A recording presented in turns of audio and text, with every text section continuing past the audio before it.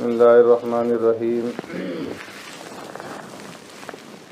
عن أنس رضي الله تعالى عنه قال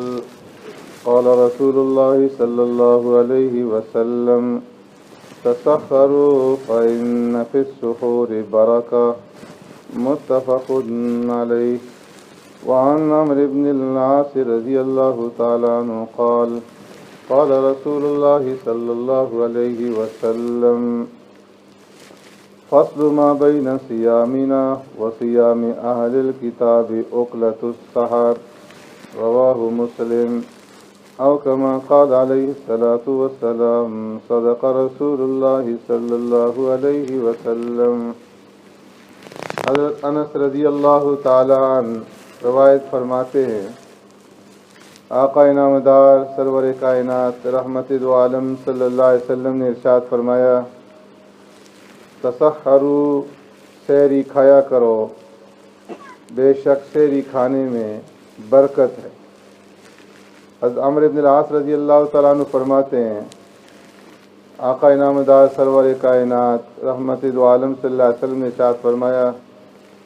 فصل ما بین صیامنا و صیام اہل الکتاب، ہمارے روزے میں اور اہل کتاب یہود اور نصارہ کے روزے میں جو فرق ہے وہ سحری کھانے کا ہے۔ حضرات گرامی، رمضان المبارک کے روزوں کے اوپر اللہ رب العزت جو بے انتہا انعام سے نوازتے ہیں اور اس کے اوپر بے شمار اجر اور بے شمار اس کا جو بدلہ عطا کیا جاتا ہے، تو اس کی وجہ یہ ہے کہ یہ جو عبادت ہے انتہائی محنت والی، مشقت والی اور تکلیف والی عبادت، کہ صبح صادق سے لے کر کے غروب آفتاب تک کھانے سے، پینے سے اور ازدواجی تعلقات کو استوار کرنے سے رکے رہنا ہماری کوئی معمولی بات نہیں ہے۔ یہ انتہائی محنت اور مشقت کا عمل ہے، اور اللہ رب العزت کی طرف سے عبادات کے اندر جس قدر محنت اور مشقت ہوتی ہے، اسی کے اعتبار سے اس کے اوپر پھر اجر اور اس کا بدلہ عطا فرمایا جاتا ہے۔ رمضان المبارک کے اندر ہونا تو یہ چاہیے تھا کہ رات کو سونے کے بعد پھر کھانے پینے کی اجازت نہ ہوتی اگلے افطار تک، جس طرح کہ اہل کتاب یہود اور نصارہ کے روزہ میں تھا، یا ابتدائی اسلام میں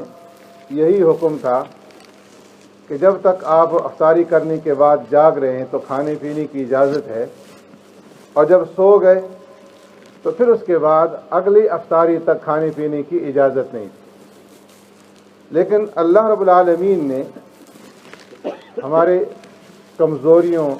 اور ہمارے ضعف کا خیال رکھتے ہوئے پیارے پیغمبر صلی اللہ علیہ وسلم کے صدقے سے ہمارے اوپر یہ انعام فرما دیا کہ سونے کے بعد بھی فرمایا کہ تم سحری کھاؤ، اور سحری کھانے پر بجائے اس کے کہ ثواب میں کمی کی جاتی اور زیادہ اجر و ثواب بڑھا دی۔ آپ صلی اللہ علیہ وسلم نے ارشاد فرمایا، تسخروا فإن فی السحور برکہ، کہ تم سحری کھایا کرو، اس لیے کہ سحری کھانے کے اندر کیا ہے؟ برکت ہے۔ دینی اعتبار سے بھی برکت ہے اور دنیاوی اعتبار سے۔ دینی اعتبار سے سحری کھانے میں برکت اس طرح سے ہے کہ پیارے پیغمبر صلی اللہ علیہ وسلم کی سنت کو زندہ کیا جا رہا ہے، سنت پر عمل کیا جا رہا ہے، اور سنت پر عمل کرنے کی وجہ سے اللہ کی طرف سے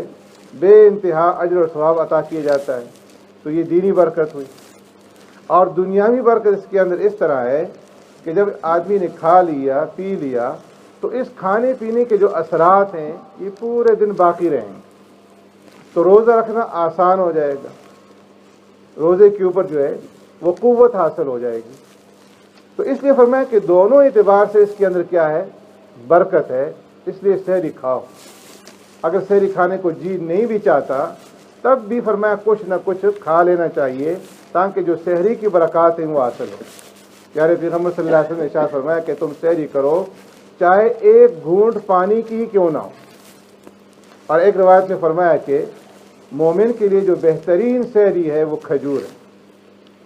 تو اگر جی نہیں کرتا تو کم از کم ایک دانہ کھجور کا کھا لے، تھوڑا سا پانی پی لے، کچھ نہ کچھ کھا لے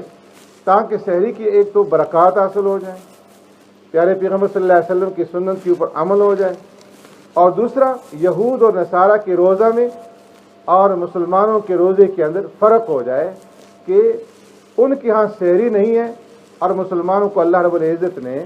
سحری عطا فرمائی ہے۔ اس لیے فرمایا کہ ہمارے روزے میں وصیام اہل الکتاب،